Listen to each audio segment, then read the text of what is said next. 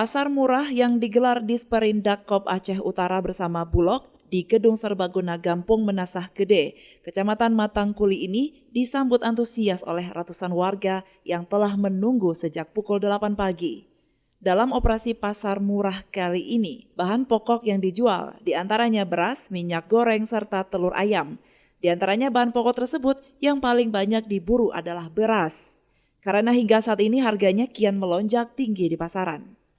Operasi pasar murah ini akan berlangsung di 4 kecamatan, di antaranya Payabakung, Simpang Kramat, Matangkuli, dan Samudra, mulai dari hari Senin hingga Kamis 9 Februari 2023.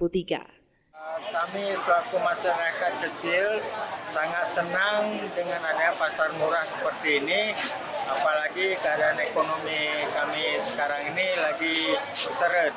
Jadi dengan ada pasar murah ini kami sangat senang karena beras pun satu sak cuma 80.000, berbeda dengan di gede-gede sampai 160.000 gitu Pak.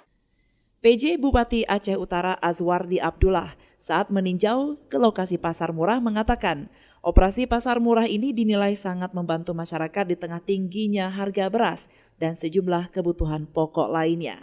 Ini bentuk kegiatan program pemerintah dalam menanggulangi ataupun menekan angka inflasi di Kabupaten Aceh Utara. Ya tujuannya satu, menjaga harga pasar tetap terjaga, masyarakat bisa terbantu dan masyarakat bisa membeli sesuai dengan harga pasaran yang ditetapkan. Operasi pasar tanggap inflasi Aceh ini digelar agar upaya pemerintah untuk penanganan inflasi serta membantu meringankan beban ekonomi masyarakat di tengah tingginya harga sejumlah kebutuhan pokok terutama beras.